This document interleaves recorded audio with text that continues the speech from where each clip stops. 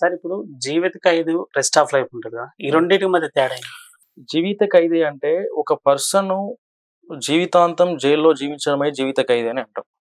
కానీ 14 ఇయర్స్ తర్వాత జీవిత ఖైదీ అని చెప్పి సెంటెన్స్ యూజ్ చేస్తే జడ్జి గారు జడ్జ్‌మెంట్‌లో రాస్తే 14 సంవత్సరాల తర్వాత లేకుంటే 20 సంవత్సరాల తర్వాత వాళ్ళకు గవర్నర్ గాని, రాష్ట్రపతి గాని, ప్రభుత్వం ద్వారా గాని, కోర్టు ద్వారా గాని, వాళ్ళ ప్రవర్తన గాని, వాళ్ళ నైతిక విలువలు గాని, అక్కడున్న సొసైటీ పట్ల ఇంపాక్ట్ పడడం, వాళ్ళ ఫ్యామిలీ బ్యాక్‌గ్రౌండ్ బట్టి కూడా వాళ్ళని విడుదల చేసే ఛాన్సెస్ ఉంటది జీవిత ఖైదీని.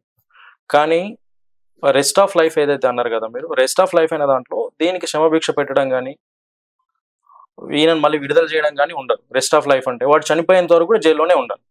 చాలా మంది ఏందంటే ఇట్లా జీవిత ఖైదు విధించిన వాళ్ళని ఫ్యామిలీని కలిసే వెసులుబాటు ఉంటది కదా! అవును. ఇప్పుడు ఫ్యామిలీని కలవటం వల్ల అతను ఎమోషనల్ గా కనెక్ట్ అవుతారు కదా ఫ్యామిలీతో. అవును. అప్పుడు ఇంకా ప్రాబ్లమ్ అవుతది. అతను సూసైడ్ చేసుకునే అటెంప్ట్ అట్లాంటివి చేసే ప్రయత్నం జరిగింది కదా! అక్కడ కోర్ట్‌లో అక్కడేదైతే జైల్‌లో సూసైడ్ చేసుకునే ప్రయత్నాలు గాని, అలాంటివి గాని జరగదు. ఎందుకంటే సీసీ ఫుటేజ్‌లు ఉంటాయి. ఎవ్రీవన్ క్యాచ్ చేస్తా ఉంటది. ఎక్కడ ఏం జరుగుతుందని ఎమోషనల్‌గా ఫీలింగ్స్ ఉంటాయి. ఎవరైనా ఒక వ్యక్తి వాళ్ళకి కూడా మాట్లాడడం, చేయడం, భావోద్వేగాలు ఉద్దేశపరచడం ఇలాంటివి ఉంటాయి. మాట్లాడేటప్పుడు కూడా ఏ విధంగా రెస్పాండ్ అవుతారో ఆ విధంగా రెస్పాండ్ అయ్యి మాట్లాడి అక్కడి నుంచి వాళ్ళని కలిసి రావచ్చు. ప్రాబ్లమ్ ఏం లేదు జైలుకెళ్ళేసి.